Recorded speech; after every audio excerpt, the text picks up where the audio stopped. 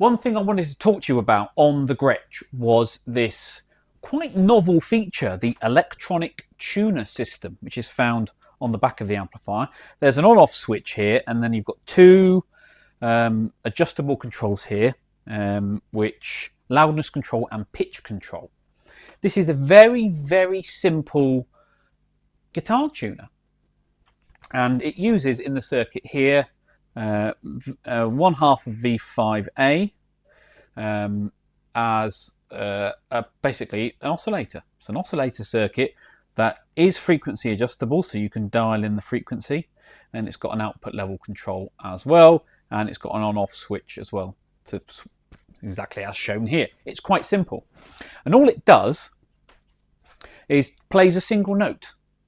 And the frequency range on it is around a low D, so a 5th fret on your 5th string, or an open D string, open 4th string, 294 Hertz, and it is the pitch control allows you to dial exactly that in where you want it to be. You could get to a D flat or a D sharp. You can't. I don't think you can get to an E. We'll have a go though, because if we can get it to an E, that might be better. So an E above that would be 330. So 294 is a D, 330 is an E. So we'll see what range we've got. I've got a microphone up to speaker so you can hear it. I'm going to turn it on. I've got the loudness control down. I'll bring that up slowly and you'll be able to hear what it does. So if I advance the loudness control, you'll hear that we have a tone coming through the speaker. Off, on. So you're at a gig, you're doing your whatever, you know, and this is before electronic tuners, mind, so this is quite ancient technology. It's quite a fun feature. You could just flick your switch, you get your reference tone, and then you can tune your guitar to that. Okay, but turn the pitch control, goes up and it goes down, but we don't have a huge range on it. All right, what we're going to do is bring it up on the oscilloscope, because that will be easier for you to see what's going on. We'll zoom you in. So if I advance the loudness control, there's our signal. All right. And we're currently at 268 Hertz. Okay. What did we need for a D? Did I say 294? So I have to walk over to my computer each time. So yeah, 294 is a D, 330 is the E. So let's dial it in to a D first of all. Okay, so we need to come this way. No, we're going to the other way, sorry.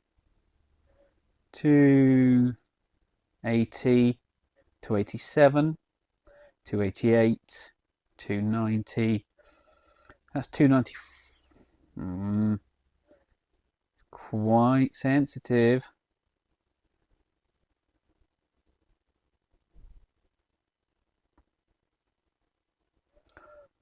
When the amplifier is complete, I will go back and adjust this. So that's 294.5. Whoops.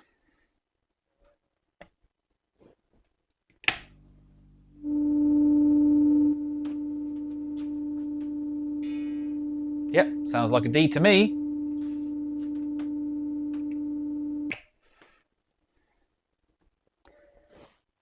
Tell you what, let's just... No. Okay, so we're currently at 294. What did we need? 330. Let's see if we can get up to 330. We can get 330, and E is arguably more useful. Okay, with a pot all the way round. That's fully counterclockwise. We're at 326. We can't quite get the E. Now, Now, if we look at the schematic, oh, it's upside down, excuse me. I guess we could go in, measure the values of these components. This is your oscillator circuit, so we could maybe increase the frequency range up to around an E, but let's go the other way. Let's see if we can get down to a C. So at the bottom end of the scale, fully clockwise, we've got 210 hertz. 210. Now a C would be 262. 262. So we could get a low C.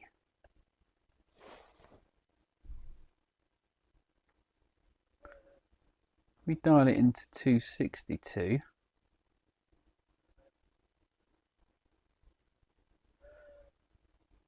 $264, $254. Again, it's very sensitive, this thing. That's 265. Okay, we'll keep going with it.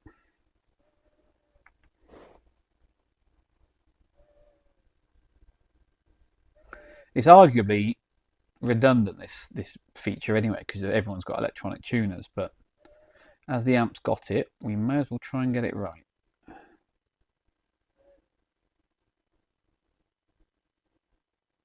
$263, $261.2.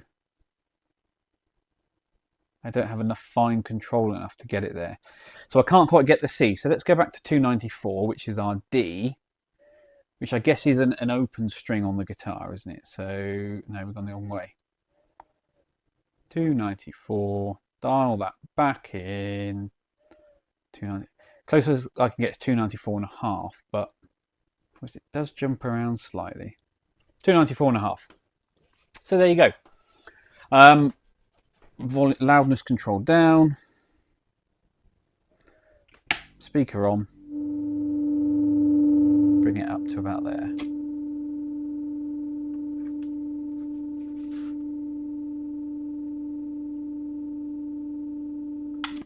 Off, on, off, on. So that's all that is. I thought you'd find that interesting, guys. Very simple electronic tuner system. We've got a range there, really, haven't we? From a C up to an E. Well, almost an E. Almost an E. So I think D at the centre of the range is roughly where it wants it to be. If anyone's got a copy of the original owner's manual for this amp, the Gretsch 6160, do let me know, because it'd be interesting to see what they suggest it be set to. But an open D, maybe that's where it wants to be. Right, so that's that on this amp. Where else am I on it whilst we're talking about things? Let's have a... Right, so we proved that the amp now passes signal in the last video. And we tested this channel on camera. This channel actually works better. So, and it sounds great. The volume works as you'd expect it to do, and both tone controls, the treble and the bass, are working as intended. This channel, however, the bass control isn't working. The treble does, the volume does. Now, what's interesting about it is one half of V1A, one half of V1, so V1A does the treble frequencies, and V1B does the bass frequencies, but we're not getting any signal output from pin 6, but there is B plus there. So that's really interesting. So we need to investigate that, see what's going on as to why that channel isn't working. Once we get the bass working, see, it does each frequency separately and then combines them again before the volume control. This channel is working fine. The tremolo is yet to tremolo, so we've got that to work out. The other thing I found was the brilliance control. I think the switch is faulty, or it's tarnished, so it needs a good clean, because you click it in and sometimes it works, sometimes it doesn't. You wiggle the switch and then it kicks in. I have replaced that capacitor, as you can see there. So we are looking at the switch, whether it needs a new switch or just needs more of a thorough cleaning. We will get to that. But yeah, we are getting on quite nicely with this amplifier, but I thought you'd find the electronic tuner system quite interesting, and I shall keep working on the amp.